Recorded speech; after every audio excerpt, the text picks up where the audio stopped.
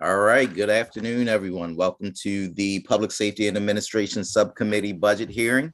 Today, we've got three agencies that you will hear from: Department of General Services, Department of the State Police, and the Department of Public Safety and Corrections, Division of Pretrial Detention. For the record, I'm Delegate Tony Bridges, Chair of the Public Safety and Administration Subcommittee, along with Vice Chair Proctor, Delegate McKay, and Delegate Acevero. And the first agency we'll hear from today is Department of General Services. What's going to happen is we'll have the budget analyst give his analysis first, ask any questions, and then after the questions, we'll turn it over to the agencies. I'll introduce the agencies, and you can get right into your introduction. And if you want, we do have most of the written testimony. You can go right into responding to the recommendations by the analysts. And introducing any members of your team that you also brought with you today. So with that, I will turn it over to Mr. Patrick Frank to talk about the Department of General Services. Okay, yes, the Department of General Services, our first page has the bar chart that shows spending. As you can see, there's an unusually high amount of spending in 21 and 22. That has to do with special procurements from the pandemic. We obviously, and a lot of it's federal money from the CARES Act, and we expect obviously that to decline over time. There are some MFR indicators for this agency that I'll go right into. As I said, procurement is one of the units in this agency, in the department, and some of the indicators here, as you can see, are to how well they're doing their work, how many large procurements are completed in 90 days, which is above 80% in recent years. And also the idea with procurement, you want them to be as competitive as possible, wherever possible. And so we track how many of the larger procurements are competitive with multiple bids, and then generally that's above 80%, although it did dip a little bit in 2021. There also are some MBE indicators. This is general services procurements, and they have been below the 29% participation goal throughout the whole period. With respect to energy, which is one of the larger components of the Department of General Services, what's interesting is kind of what they're doing right now with respect to energy. And they're pretty active right now in that they're building a database to manage energy consumption. They're increasing sub-metering, so they have a better idea of where the energy is being used. Energy audits are being done. Buildings are retro commissioned, and they are replacing some lighting. So there is quite a bit going on with respect to energy. This agency does have about 9 deficiencies, I believe it is. I just won't go over the whole list in the interest of time, but I'll just kind of mention some of the larger ones and more important ones, I think. First of all, $2.9 million is for the operating budget critical maintenance program. That brings the total up to $10 million. There were some reductions made because of the pandemic earlier. Now that the funding is available, they're building that back up. Also, there's some landscaping money for the Annapolis and Crownsville area. They're doing assessments of fuel dispensing sites throughout the state. It's been a decade since this has been done, and there's concerns that there's leakage or something, and so they want to make sure it's doing.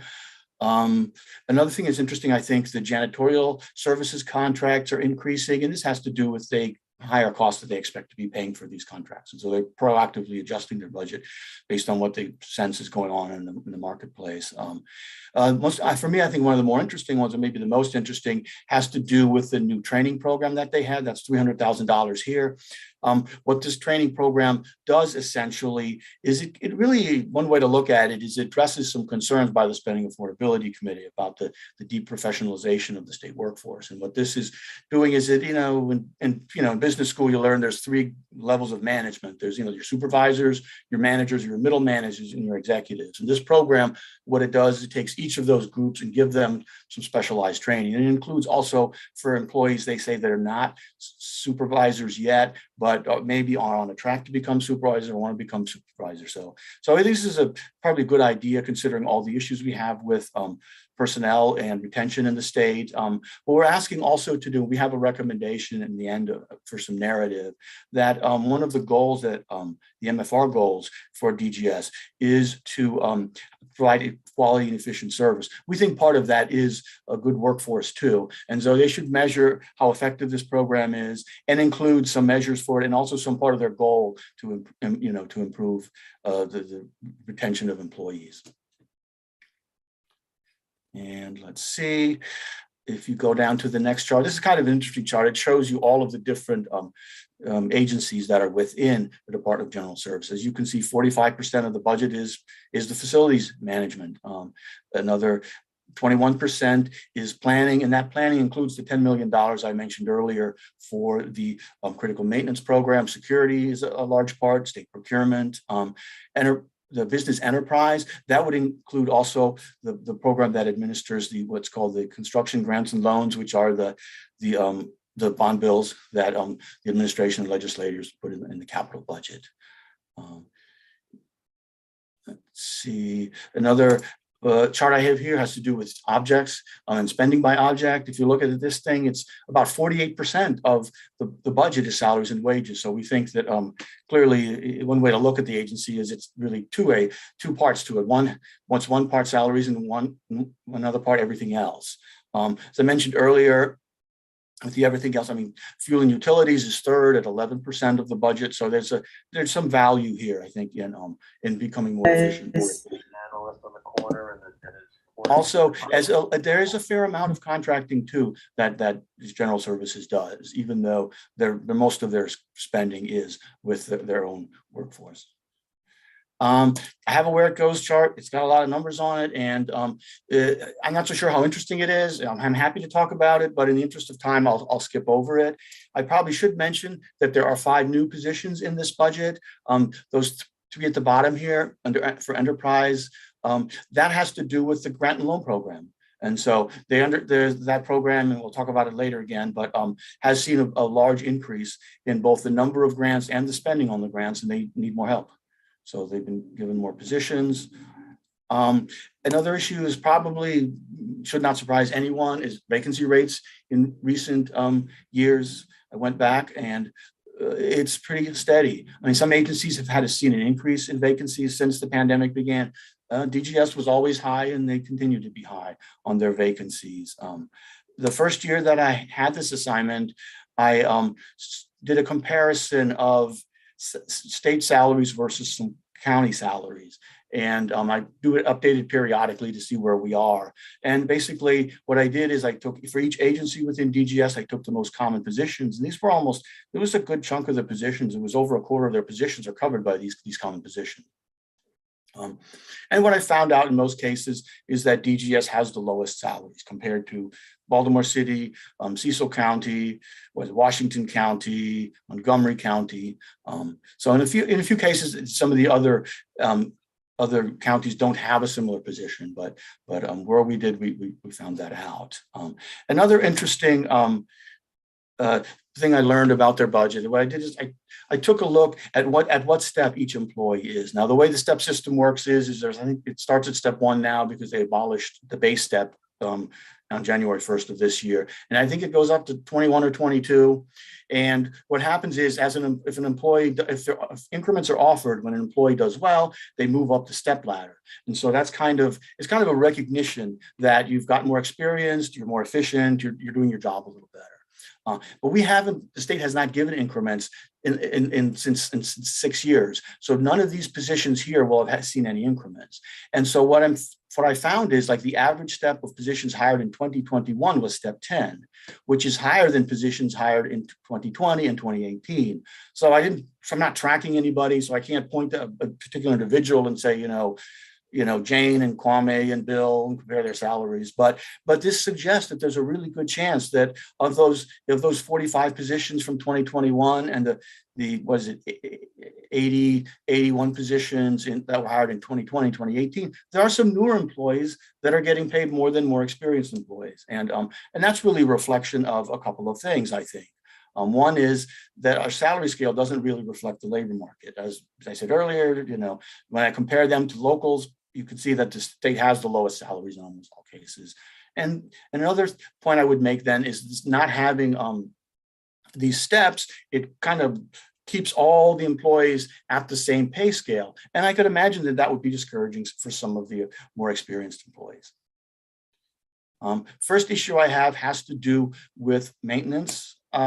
one of the interesting indicators that the department has to deal with facilities maintenance and keeping, fixing stuff quickly. And it's this line right here. And what it compares to, it compares the unscheduled work orders to the scheduled preventative maintenance work orders.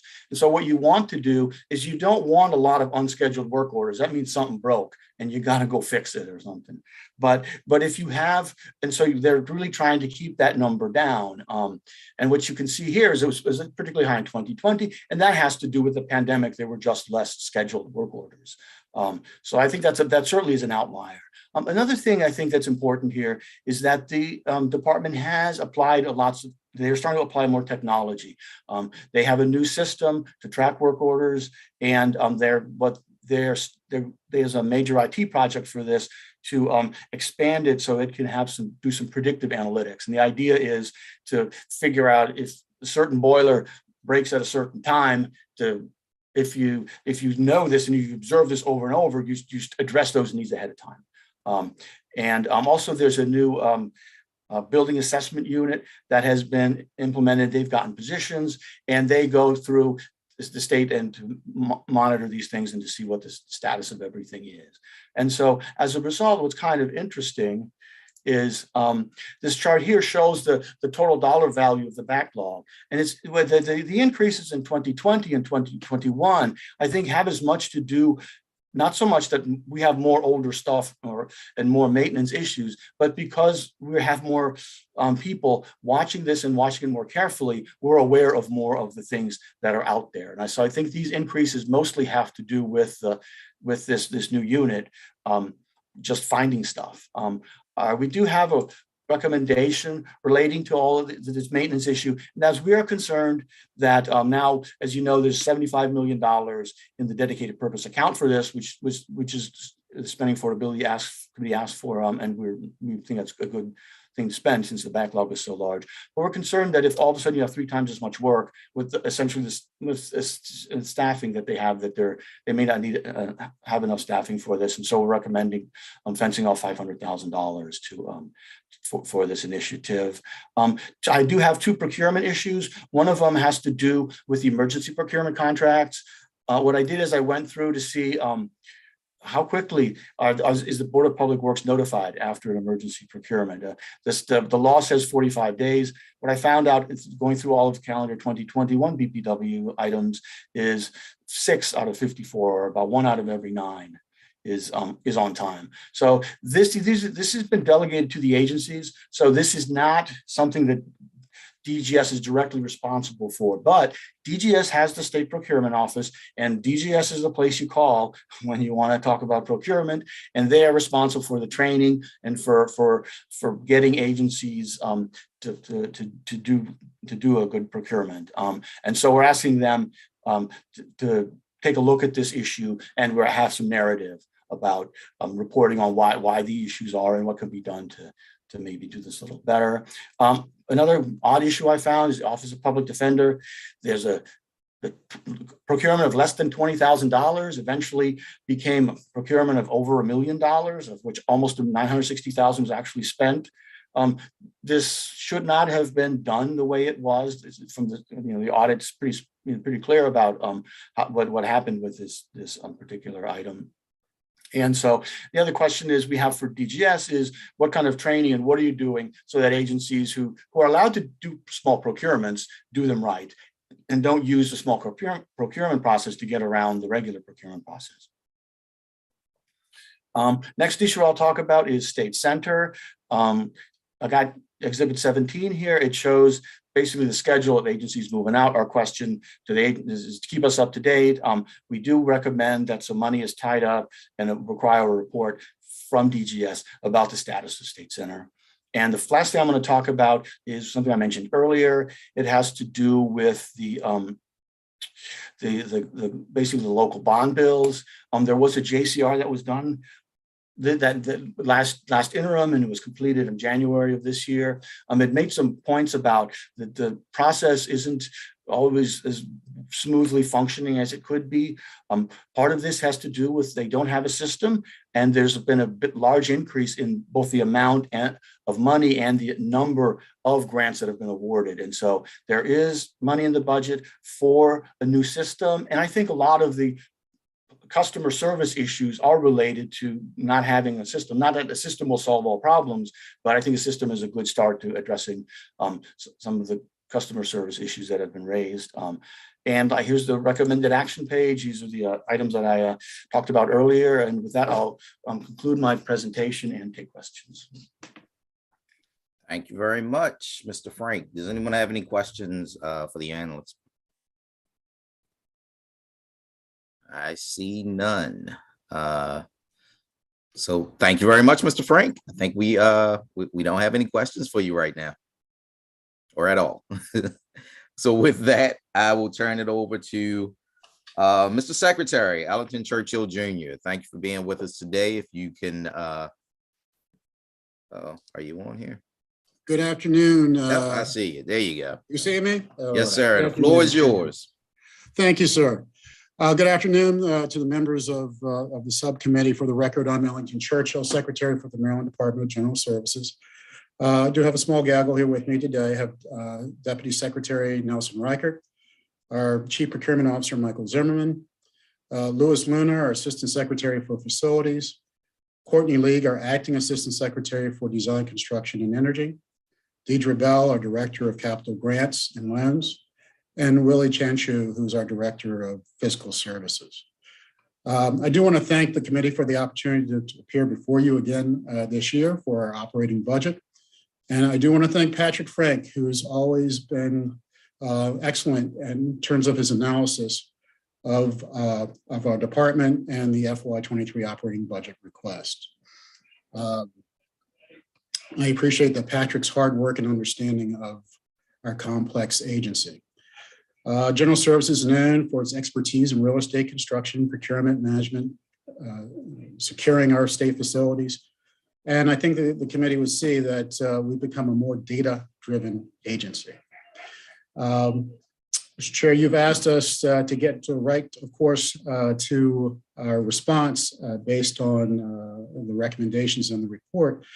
I would note, of course, just two things that relevant to what's going on in the world. DGS Office of Energy and Sustainability continues to support our administration's goals in reducing energy use, our costs, and environmental impact on our state facilities, and have completed projects, an additional 2 million square feet of state-owned buildings that have undergone retrofits. We've replaced more than 8,000 inefficient light fixtures in Annapolis and have replaced with a state-of-the-art energy-efficient LED fixtures. You also see the renovations, systemic renovations that we've done on the Atman Glazer building. Being sensitive to time, the report notes 4 actions. DGS concurs, and this is on page 5 of our report, with item 3 and item 4. Concerning item 1, DGS respectfully disagrees with the recommendation to restrict funds, as the agency will need that funding to hire as many vacant positions as possible in FY 2023. DGS will continue to work to ensure that resources are aligned to support the facilities renewal program as needed and has effectively demonstrated in the past. Concerning item 2, the department concurs with the adoption of the committee narrative to require the department to report on the status of State Center. But again, we respectfully disagree with the language restricting funds pending receipt of the report. I would note for the committee that General Services already drafts and transmits more than 40 mandated and JCR reports annually, and the department has always completed all required reports in a timely manner. Now, Mr. Chair, in terms of the discussion points in the analysis, the department has been asked to prepare to brief the committee on 4 topics, and that being the Office of Facilities Management strategies to maximize the implementation of the department's enhanced eMaint system. That's another data-driven system, as well as the Office of Facility, how the Office of Facility Management will collect that data. In terms of our Office of State Procurement are efforts to train agencies and to minimize the likelihood that agencies circumvent procurement laws. And then finally, of course, within our grants office, efforts to improve the CGL administration. You have our written testimony, and we are prepared to brief on all 4 of those items, as well as the 3 other items that were mentioned in the report. But I would, of course, being respectful of time, just ask before we go into it that you would want us to go ahead and cover those 4 items. Thank you. We do have your written testimony. I wonder if any of the members do have any questions about those 4 items or any questions at all. I do have 2 items that maybe you can comment on for me. One is regarding the MBE procurement goals. If you could just talk about the challenges and maybe the things that you're doing to try to meet those goals in terms of your MBE participation for procurement. And then the other request, if you are able to talk about it much, just the process for State Center and where we are with that. All right. In terms of our MBE goals, we've been working over the last 5 years to strengthen the program and to put belts and suspenders around moving into action greater MBE participation. We've had this conversation each year. And I would note, of course, that the department measures its participation based on contracts issued in contract year. And I just of note, we were actively anticipating that we would have the fuel contract, which has a record 30% MBE participation on it in the last fiscal year, which would have been a big part of our response, but that contract was not approved until this fiscal year. And so that will be reflected there. But the new Chief Procurement Officer, Mike Zimmerman, is on the call. I think it's appropriate for the committee to see Mr. Zimmerman, and he can also speak about his thoughts and strategy on MBE participation. Sure. Thank you, Mr. Secretary. Good afternoon, committee. My name is Mike Zimmerman. For the record, I am the Chief Procurement Officer of the Department of General Services Office of State Procurement. There's so much opportunity here that we've got to take a hold of and do things a little bit differently than maybe we have in the past. I plan to open the office up to a different level of communications with the local minority and small businesses so that we can get the upcoming procurements out in front of them sooner and offer more guidance and training and what is needed in order for them to be successful in their endeavors, not only to be subs, but to become primes. Any other questions for me, sir? Committee? Nope, just looking forward to working with you and you getting started and opening that office up and bringing on more subcontractors. Absolutely. MBEs. Yep. Yes, sir.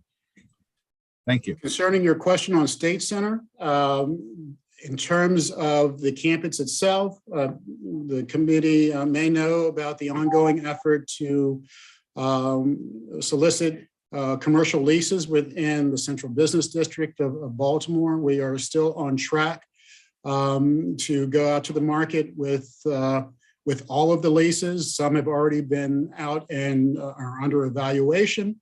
We still have 3 agencies or 4 agencies that are on the cusp here in March. And we would expect to be able to bring, as they are ready, to the Board of Public Works approval of those leases so that they can go into construction. And in terms of the overall State Center redevelopment, I believe we've indicated and have answered, of course, site control is what's key, and really a conversation about how the campus would be transferred or sale or any other type of option really is premature until the lawsuit within the courts is completed and satisfied, because site control is ultimately the thing that everyone is looking toward to be able to move a development forward. And hopefully I've given you a very broad view, but if there are more specific questions, I'm happy to answer. No, I think that was good. I definitely was interested in more of the broad perspective. I know there's a lot going on with State Center and the whole process. So just to hear from you directly, the things that you're doing to move that process forward was definitely helpful. I appreciate it. Are there any other questions for the Secretary? I just want to mention that we're now joined by Vice Chair Cheng for the Vice Chair of the Appropriations Committee. I do not see any other questions. And so, Mr. Secretary, with that, let me just end by saying, hey, I appreciate all the work that you're doing, all the work that your team does. I know you've got some state agencies that have located in my district, whether we're talking about Ricestown Road Plaza. I've got some other locations that may be good for some state agencies to locate to as well. So we should continue that conversation. But I'd love to, get more agencies in the city, especially in the 41st district, if I can. Absolutely. Ricestown Road Plaza District is very, very robust. And I know that you have our sister agency coming up in a hearing. So thank you. Yep. Thank you. I appreciate it. Seeing no other questions, that will end the budget hearing for the Department of General Services. Thank you so much for your time today. Now we'll move on to the Department of Public Safety and Corrections, Division of Pretrial Detention and Services, and Mr. Jacob Cash. You can give us the analysis. Thank you, Mr. Chair. I believe that I'm sharing my screen now. Yes. And as you mentioned, I'll be going over the budget for the Division of Pretrial Detention and Services within the Department of Public Safety and Correctional Services. This budget includes $262 million in the fiscal 2023 allowance, which is an increase of $25 million or about 11%. And I'll be going into the performance evaluation, the budget, and some issues. The first exhibit shows the number of arrestees that were processed at central booking in Baltimore City and the number that were committed to pretrial detention. The rate of commitment slightly increased, but the number of arrestees and the number of commitments has decreased year over year. And from 2020 to 2021, there was a large drop. The average daily population of these facilities in Baltimore City, however, stayed fairly stable from 2020 to 2021. There was an increase in the proportion of local detainees because the courts were not processing them at the speed they previously were. So there was a backlog of pretrial cases, while the sentence offenders in these facilities have timed out of the system. There was also a change related to the Baltimore pretrial facility in Jessup. Now, to refresh your memory, this was a temporary solution to overcrowding that resulted from closing the Baltimore City Detention Center. This was necessitated because of a legal settlement that I'll be going into detail on in just a minute. But this temporary solution was now has reached the end of its usefulness. So these inmates as well as staff resources have been redirected to the Division of Pretrial Detention, whereas previously they were in the Division of Corrections. There was about over 300 inmates, as well as 29 staff who were redirected to pretrial detention. And there was a smaller movement of sentence offenders and staff from pretrial detention to corrections. The next performance evaluation is on assaults, and Exhibit 3 shows that overall in these facilities, assaults were fairly stable in 2021 compared to 2020, although Metropolitan Transition Center saw a decrease and Baltimore City Central Booking saw an increase in assaults. Exhibit 4 goes into detail on the pretrial release supervision program. Offenders who are not committed to pretrial detention may be placed on pretrial supervision, and DPDS operates this program as well. The cases received were fairly stable in the past few years, although there was a slight decrease in 2021. There was an increase in the eligibility for these people. Exhibit 5 shows that the failure to appear rates for these people has decreased substantially. Now, most of these court cases have been available digitally, so the excuse to not appear has been minimized in the past 2 years, as well as cases being delayed. There haven't been as many court cases in these past 2 years, so the number who failed to appear before their court case is at the lowest point we've ever seen. Moving on to agency spending of that overall over $200 million budget, the majority goes towards personnel and inmate medical expenses. And there is a small portion of other funding that goes to operating the actual facilities and maintenance, as well as providing payroll for inmates. The budgetary change mostly occurs for personnel, as well as this large medical change of $8.9 million. That is not a net change for the department. It's just a realignment of resources within the various units. And that is, of course, related to that transfer of inmates I mentioned earlier from the closure of the Baltimore pretrial facility in Jessup.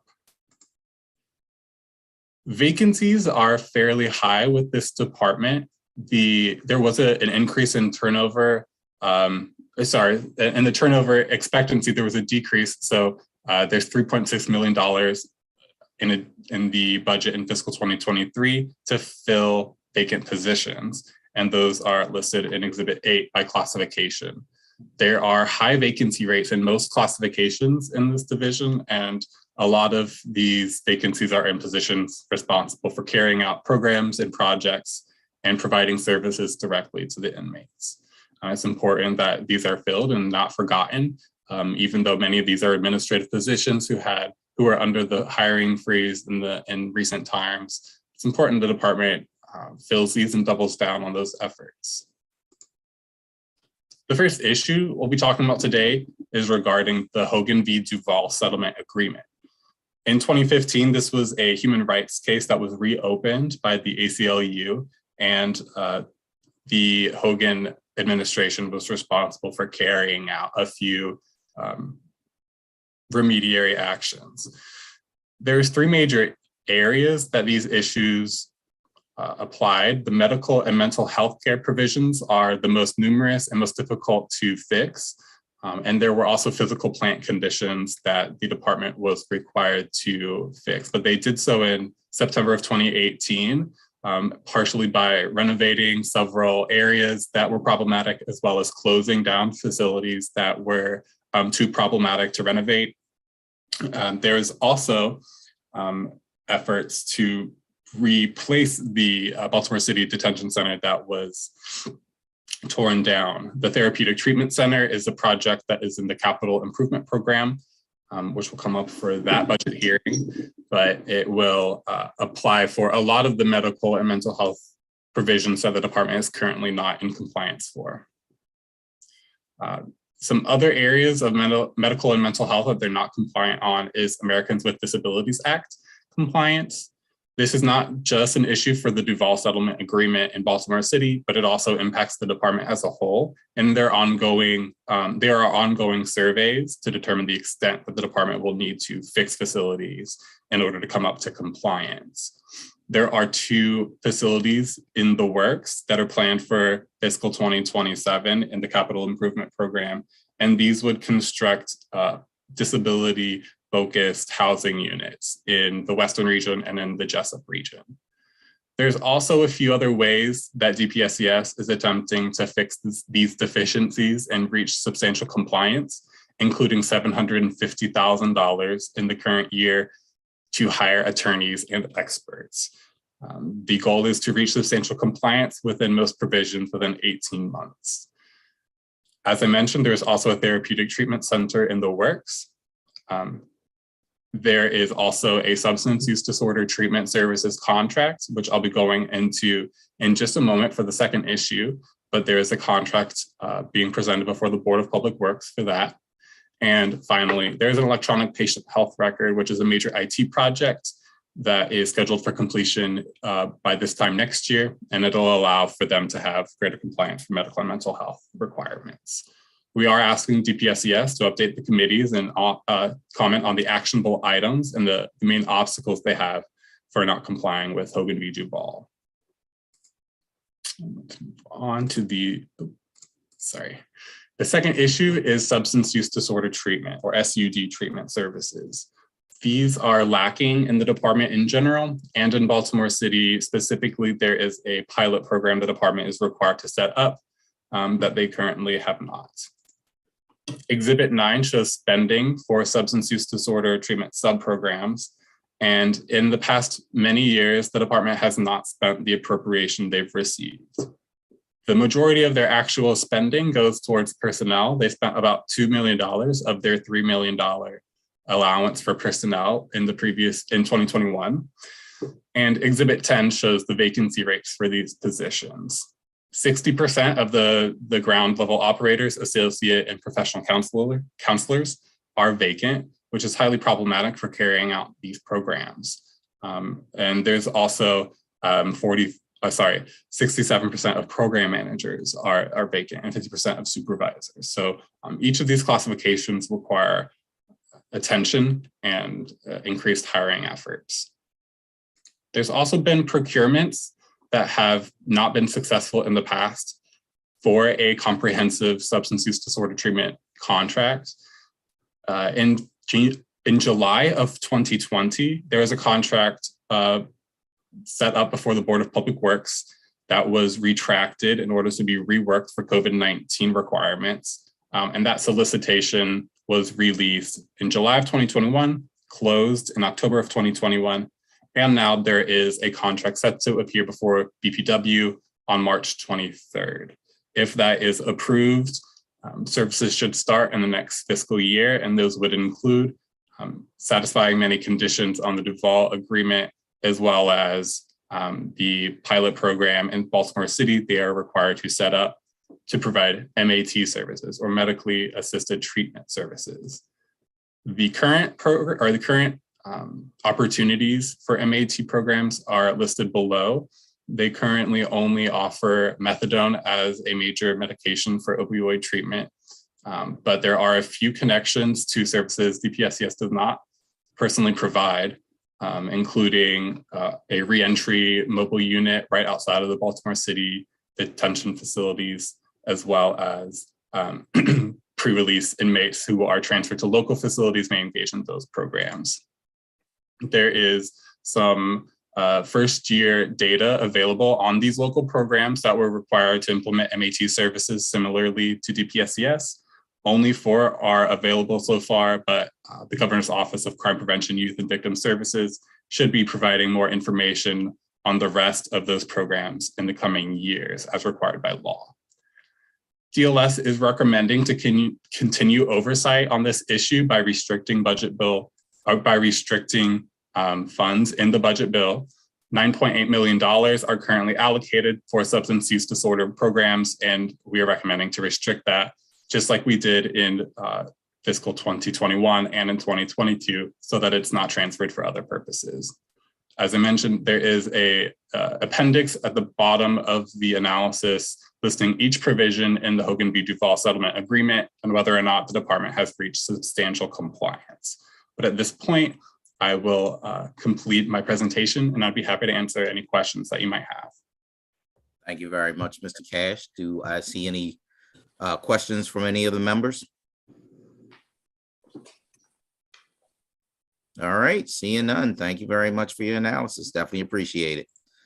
So with that, we will turn to the agency, and we have Secretary Robert Green here. Mr. Secretary. Good afternoon, Chair Bridges. Thank you for having us, Vice Chair Proctor, members of the Public Safety and Administration Subcommittee, and thank you, Vice Chair Chang, for joining us as well. For the record, my name is Robert Green. I'm the Secretary of the Department of Public Safety and Correctional Services. With us today is our Acting Deputy Secretary, Sasha Vasquez, Michael Resnick, the Commissioner of the Division of Pretrial Detention and Services, Dion Randolph, Deputy Commissioner of the Division of Pretrial Detention Services, Ms. Nigel Roberts, our Chief Financial Officer, and Chief of Staff Rachel Sessa.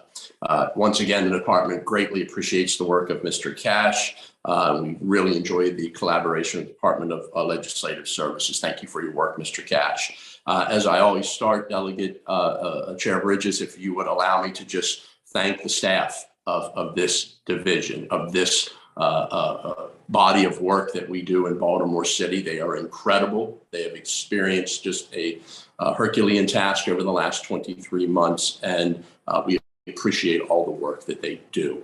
Thank you. The analysis contains one issue for us to comment on and one recommended action, and I'll start by saying we concur with that action. The one issue the department was asked to comment on specific to the status of the Duvall v. Hogan agreement. Duvall v. Hogan litigation is a class action lawsuit which began 44 years ago. It was filed by a class of individuals housed then in certain Baltimore pretrial facilities. The major complaints asserted were that the physical plan conditions and the provisions of medical and mental health care were unconstitutional. The litigation was initiated prior to the state assuming control of the Baltimore pretrial facility and has been in existence through multiple iterations for several decades. I want to say I'm incredibly proud of everything Commissioner Resnick, Deputy Commissioner Randolph, and their entire team has done to come in compliance with this settlement agreement. Despite every challenge we faced over the past several years, the department has made significant strides in meeting the provisions of the agreement. The court monitor found the department to be in substantial compliance with all the provisions concerning fiscal plan. That was sanitation, maintenance, dietary facilities. Those portions of the litigation have been dismissed from the agreement effective in 2018. Only the portions concerning medical and mental health remain. However, the court monitors have found the department to be in substantial compliance with 19 provisions and partial compliance with 25 provisions of the remaining sections of the agreement. And I would note that significant amount of progress has occurred in the last 3 years. So again, good work to our team and all involved.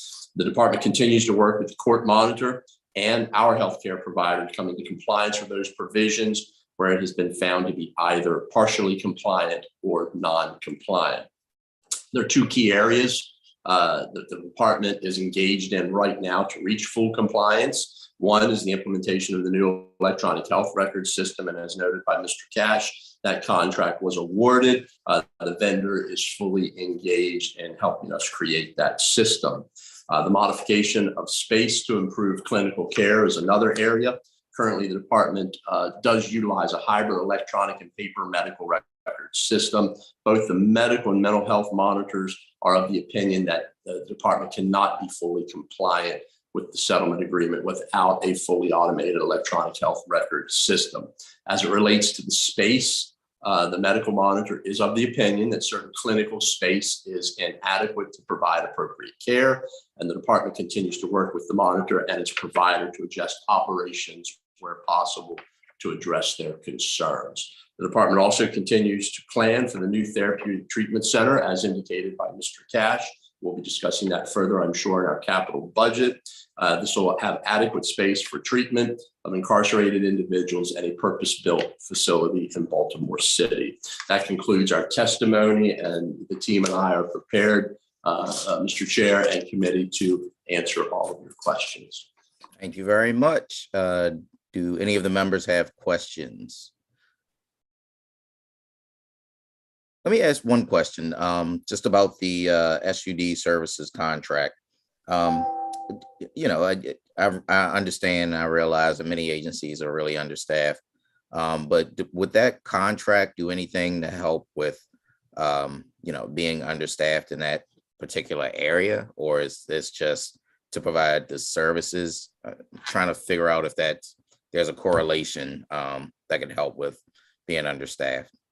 That's an excellent question, Chair Bridges, and thank you for it. I think the right place to start is with Commissioner Resnick to talk about what we absolutely are doing right now, and then I'll provide perhaps a holistic overview of what that's going to do for us.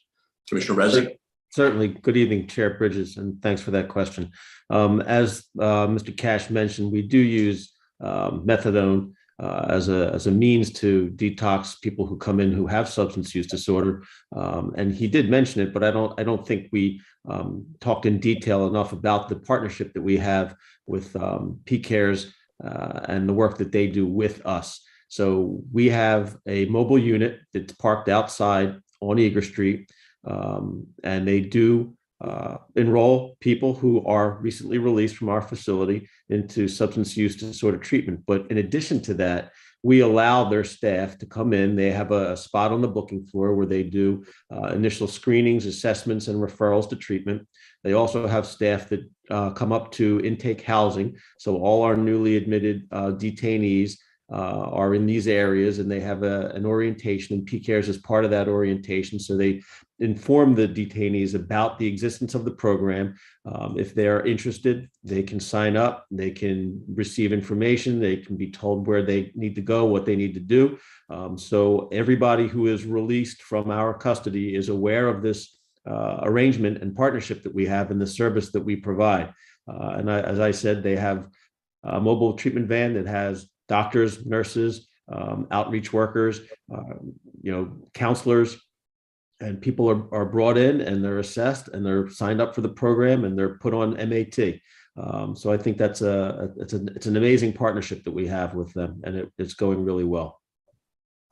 Thank you, Commissioner Resnick. And if I may, in very direct fashion to your question, Mr. Chair, in addition to that is absolutely, this contract will considerably increase staffing, coordination, focus, collaboration. And I would note that the July withdrawal of that contract was that it just would not have met the needs. What COVID did teach us is that we need to be present, we need to be virtual, we need to have every aspect of that treatment. So for us, and that access to services, that conscious choice to pull it back and then bring it back forward will make for just an incredible service for our state. It was the right thing perhaps to do at the time while untimely, but that's where we are. And I'm looking forward to just a massive increase in this area. Yeah. Thank you. Thank you very much for that. Any questions from any of the other members? Doesn't seem like anyone has any questions for you today, Secretary. So with that, I want to just thank you for your time. You and your staff definitely appreciate the work that you do, and especially, as you always show a lot of appreciation for your staff. I want to do the same. I know they have a really tough job, and definitely appreciate the work that they're doing. So please, if you could just relay that, this committee appreciates their work as well. Thank you very much. Have a great day, all. Thank you. You do the same. That will end the public hearing for Public Safety and Corrections Division of Pretrial Services and Detention Services. We'll next move on to the Department of State Police and Ms. Madeline Cash. Hi, my name is Madeline. Thank you, Chair. Hopefully you can see my screen. My name is Madeline, and today I will be presenting the operating budget analysis for the Department of State Police. In fiscal 2023, the budget increases by $18.2 million or 3.8% to $501.3 million. During fiscal 2021, the department received $120.4 million in federal CARES Act funds, reflected as reimbursable funds in this chart from the Maryland Department of Health. These funds were used instead of general funds for public safety salaries and protective equipment. The presentation of MFR data begins with the performance enhancement analysis. Exhibit 1 on page 4 shows the state's crime rate as reported by the Department of State Police in the annually published Crime in Maryland report. The most recent Crime in Maryland report, also referred to as the Uniform Crime Report data or UCR data, is for calendar 2020 and therefore includes the start of the pandemic. The overall crime rate is measured as the number of Part 1 and Part 2 offenses per 100,000 people. Between calendar 2011 through 2020, both Maryland's crime rate and the country's crime rate fell. Maryland's rate was a little over 2,000 in 2020, while the national rate was 2,346. So the overall crime rate fell over the last decade. The murder rate per 100,000 people has generally increased. There were 9.5 murders per 100,000 people in 2020, a 5.6% increase from 2019. At the national level, the murder rate increased 27.5% in the same period, from 5.1 murders to 6.5. The second topic from the department's MFR that I'd like to discuss is traffic fatality data. Exhibit 3 on page 5 shows the number of traffic fatalities per 100 million vehicle miles traveled between calendar 19 and 2020. The number of annual VMT fell 15.9%. Though travel decreased in 2020, fatalities did not. The number rose 7.1% from 535 to 573. Accordingly, the traffic fatality rate rose about 27.4%. Though there are many possible explanations for why there could be fewer vehicle miles traveled and more traffic fatalities, one way through which DSP may have an impact is through DUI arrests. The rate of impairment-related fatal collisions increased in 2020, as shown in Exhibit 4. State Police reports on the total number of DUI arrests across all Maryland police agencies. This figure was relatively stable between calendar 2016 and 2019, but dropped by 5,985 arrests from calendar 2019 to 2020.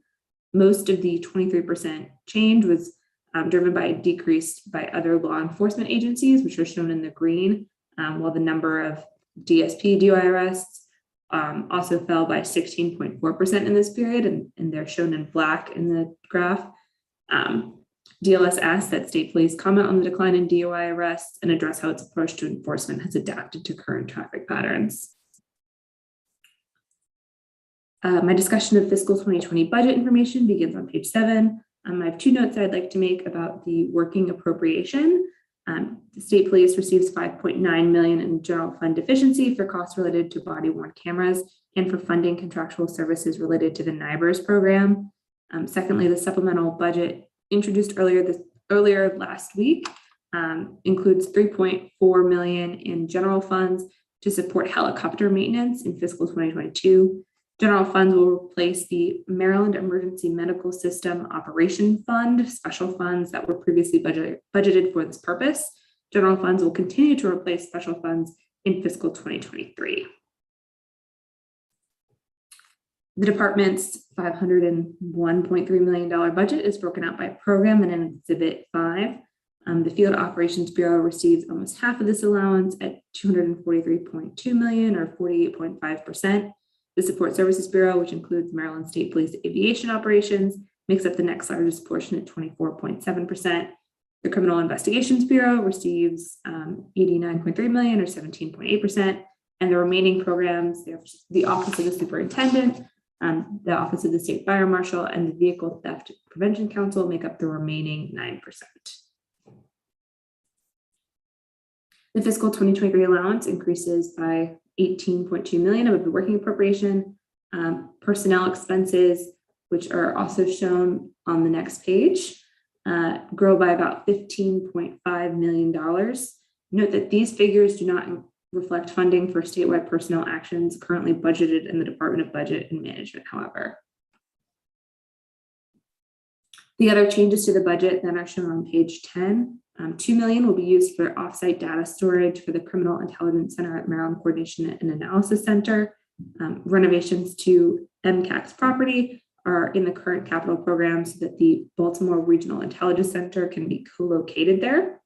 The department also receives $1 million for Laboratory Information Maintenance System, or LIMS, for crime laboratory data management, and it receives $333,000 for a general fund grant for the Maryland Sheriff's Association. The working appropriation and the allowance include costs for body-worn cameras as necessitated by Chapter 60 of 2021. This law requires the use of body-worn cameras by each law enforcement officer employed by the law enforcement agency who regularly interacts with members of the public as part of their official duties by July 1st, 2023. State Police will be purchasing 965 body-worn cameras, and DLS asked that the department comment and update the budget committees on its progress towards identifying a vendor for body-worn cameras, software licenses, and storage for footage. To explore a little bit more of the personnel changes, the agency's allowance for personnel expenses grows more than the where it goes chart is able to depict. In addition to the $15.5 million that I mentioned previously, the department also receives funds for personnel expenditure that are part of the administration's Refund the Police initiative. The initiative seeks to increase funding for law enforcement and for crime control and victim protection services by $500 million over about 3 years. The initiative's impacts specific to state police are shown in Exhibit 7. $191.4 million will be for salary enhancements between fiscal 2023, 24, and 2025. That figure includes salary enhancements such as a 7% cost of living adjustment and increments for members of the State Law Enforcement Officers Labor Alliance that have already been bargained. It also includes that Sheriff's Association grant that I pointed out in the Where It Goes chart. Moving now to personnel, which is a little bit further down the page. Data in this chart is reflective of 3 positions funded through a deficiency to support the implementation of body worn camera policies. In fiscal 2023, State Police also receives 1 new chief toxicologist position and 15 contractual positions within the licensing division. The department is operating with 153.6 vacancies above its budgeted turnover, and 116 of its 327 vacancies have been vacant for over 12 months. A high vacancy rate is not unusual for the department. Between fiscal 2016 and 2021, State Police operated with an average of 10.3% of its sworn and civilian positions vacant. Changes over time are shown in Exhibit 8. Though the rate for both position types fell in fiscal 2018 through 2020, vacancies throughout the department grew in fiscal 21 to 7.7% of sworn positions and 16.7% of civilian positions.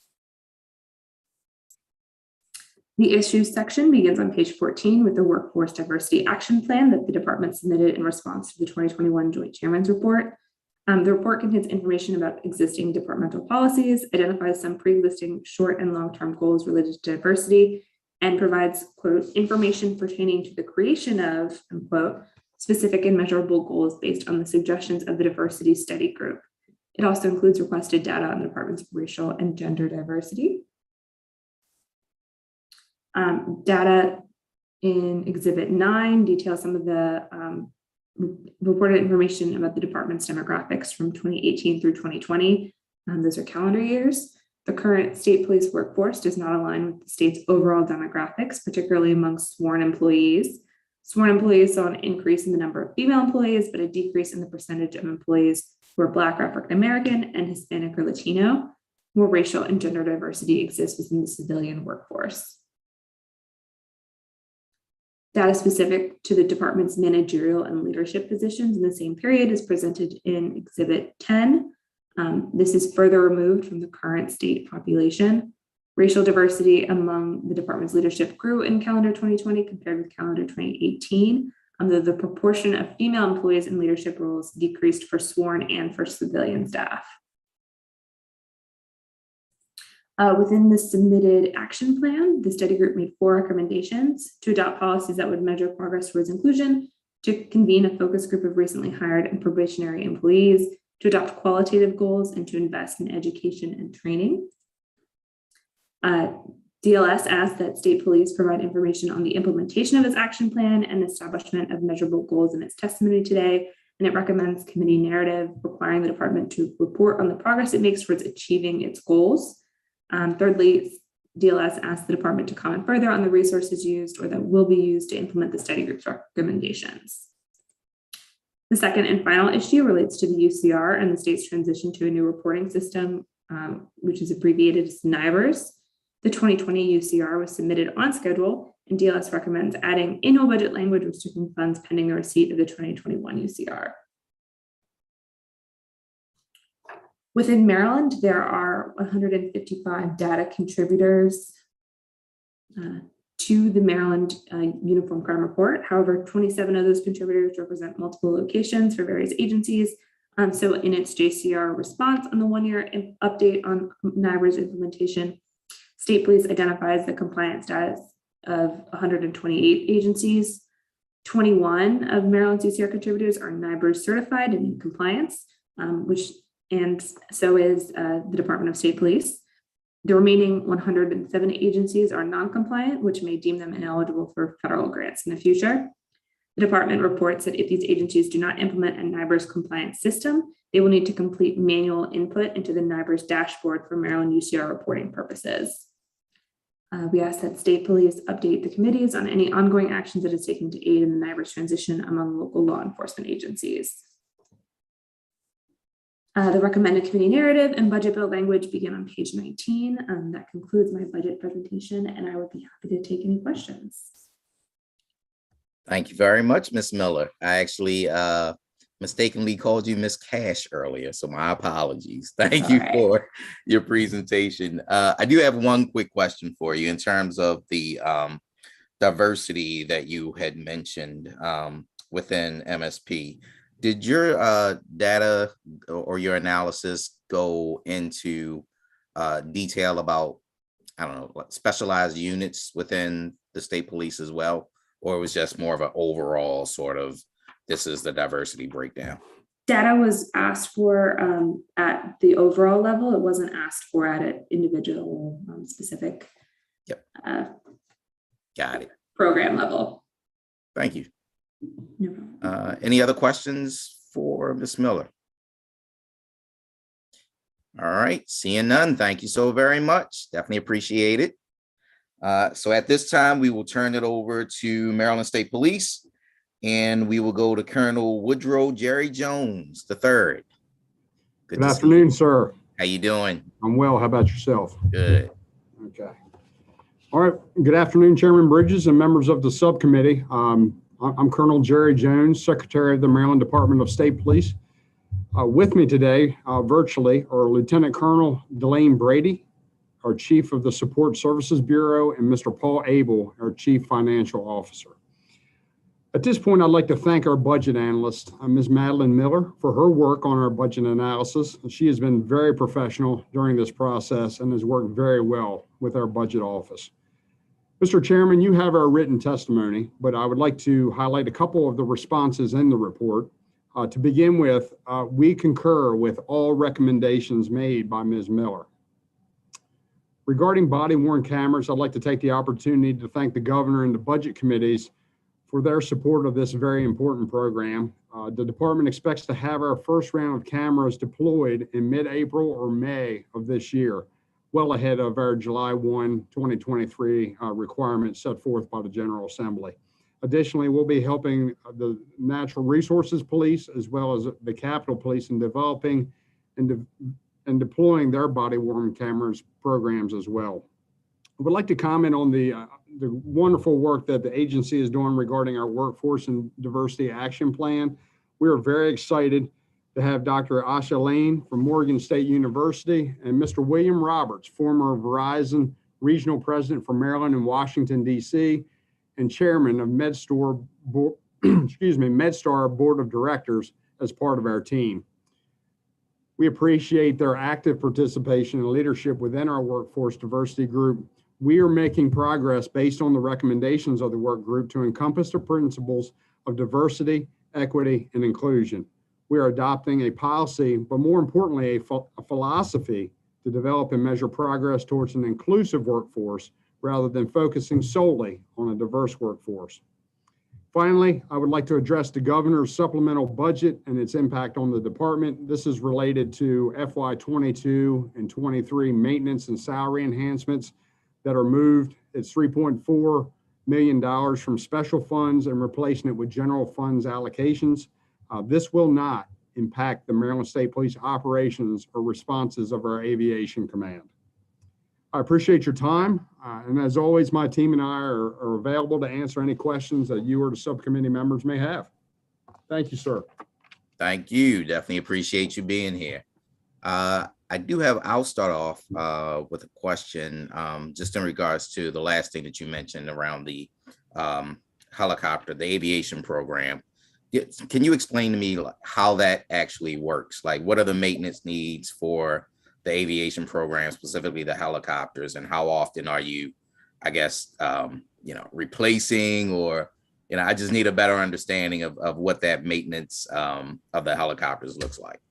It's very hourly dependent. It's based on use as far as when the regular maintenance occurs. There's heavy maintenance that has to be done based on the number of hours that the airframe is used.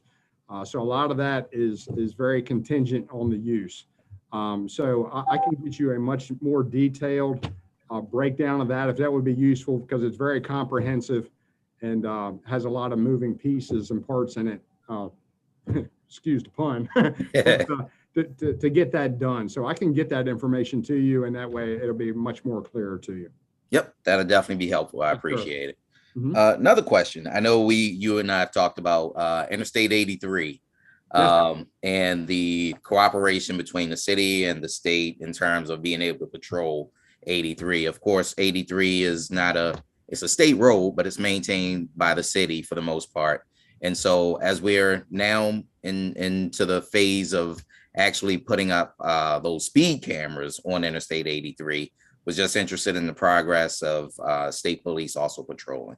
Absolutely. That memorandum, that memorandum of understanding was signed at the end of last year. We are in the process of having meetings with Baltimore City.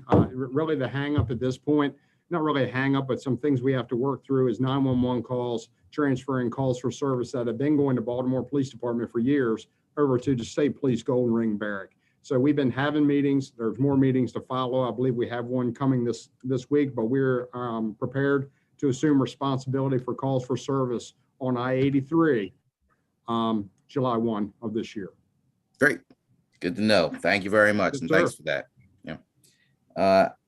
I see I do have other questions from the members, so I'll get to them. I do have one more question, but I'll let the other members go first. I think I saw Delegate Acevero's hand. Are you? Yep. Yes, thank you, Mr. Chair. Colonel Jones, appreciate you coming before this subcommittee. I wanted to circle back on your remarks around the diversity, equity, and inclusion. You said there were some recommendations that came out that you all are attempting, or in the process rather, of implementing. I'd be interested in knowing, or if you can speak to more about what those recommendations are, and just talk a little bit more, I guess, how the agency is implementing that. I would appreciate some more information there. And then the second question is, I know the analyst talked about the refund, the police initiative, and the increase in funds. Know that Marylanders really, we want to ensure that our public safety officers are focusing on violent crime or serious as to what percentage of the state police is fighting serious violent crime. Sir, I called about a half of that. Colonel. Delegate Acevero, I think you might be in a bad. Are you able to hear me or no? No, you were breaking up pretty bad. I know it's. Yeah. Can you hear me?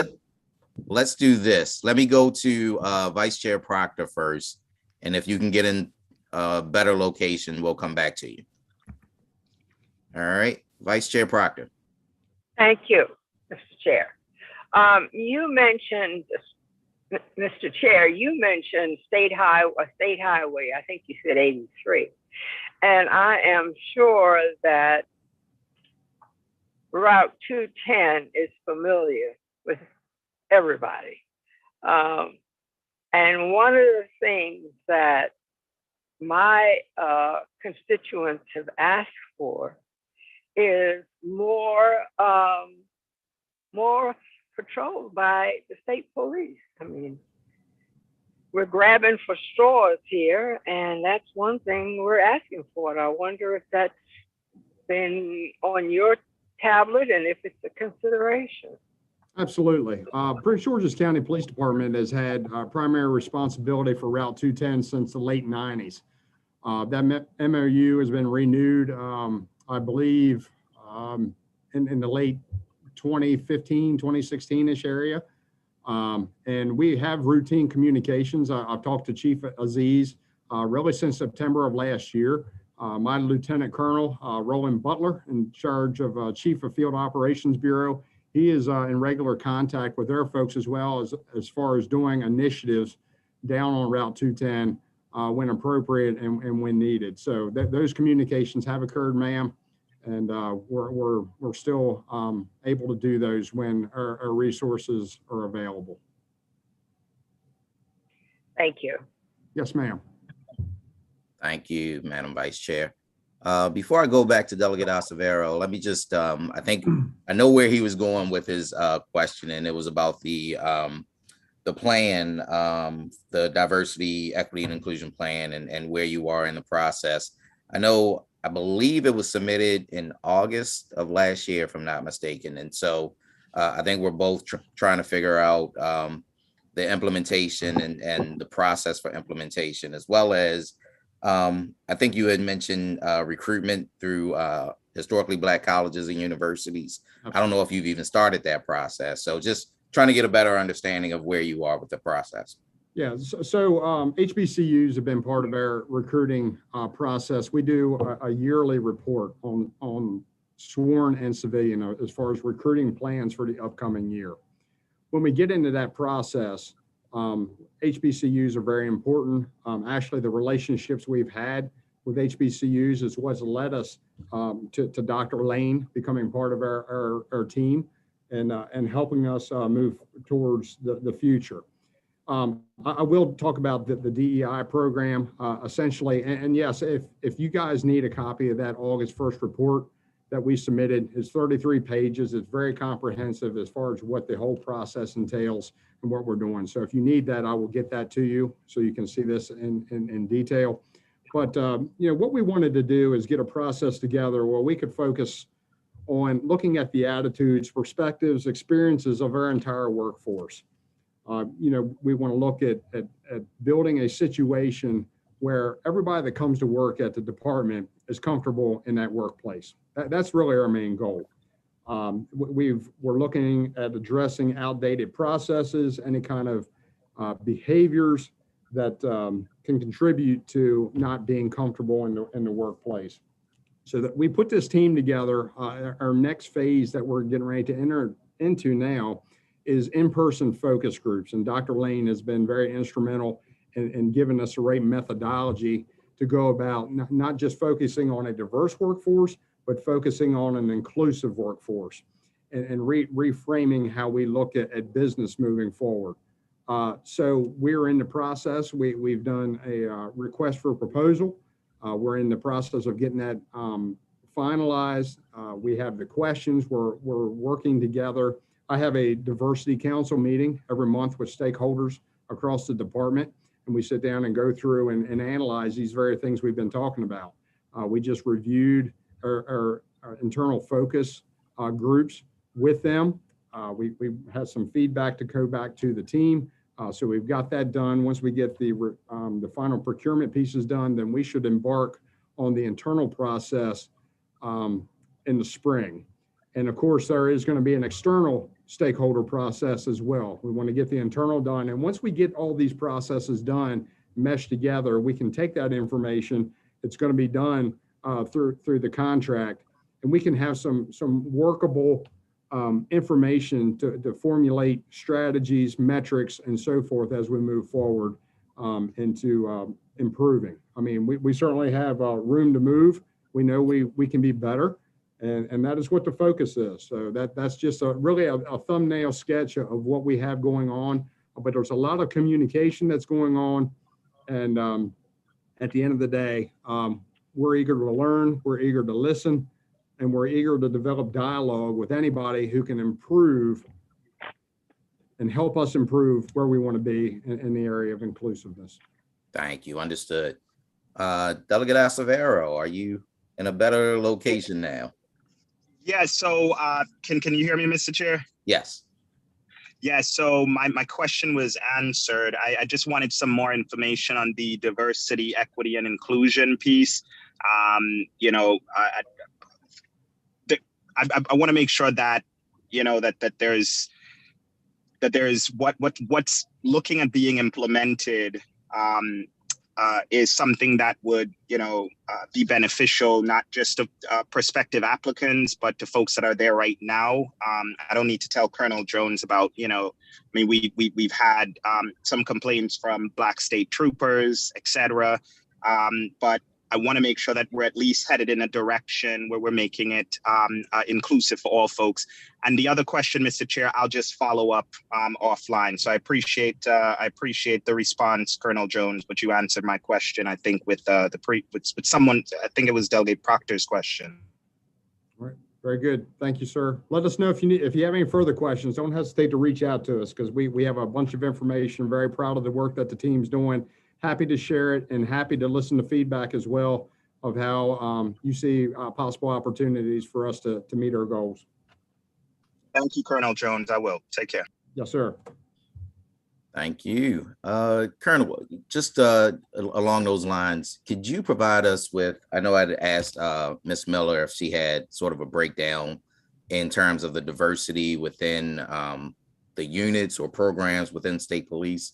I'm sure you've got like different specialized units.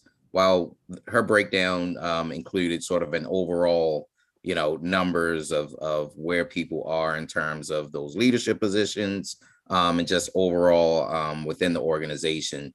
But I guess I'm trying to also look at specialized units within the organization and whether those are considered diverse as well. And I don't know, honestly, don't know how many specialized units you have or what those units are. I'm just also interested in just taking more of a internal look at, how different units are set up within the state police as well. We have a lot of specialized units within the department. So with that being said, obviously the diversity of the department right now, African-American is 12%. Last time I put this data together, and of course we have some promotions and transfers that have come into play since then, but the diversity rate of those units collectively was 43.5%. Okay. So we are currently, as I mentioned, I have a monthly diversity council that meets. Tomorrow we are meeting, and we have a specialized unit selection process policy that we have provided to the team last month. We are trying to make sure that opportunity is there for everyone, and that there's no hurdles that are built within our process of how we do our business that is inhibiting everyone from the opportunity to be part of a specialized division if they choose to do so. So that's one of the things we're working on tomorrow, but going full circle, 12% is our overall diversity, 43.5% is what our current specialized division makeup is. Got it. Thank you very much. Yes, sir. Does anyone else have any questions? If not, just want to thank you very much for being here and for your response to the analysis. And we appreciate all the work that you're doing. So thanks again. Thank you very much. Any questions, don't hesitate to reach out to us. Definitely will. Thank you very much. Thank you. Everybody have a good evening. So that will end the budget hearing for the Department of State Police, and that will end today's budget hearings. Thank you all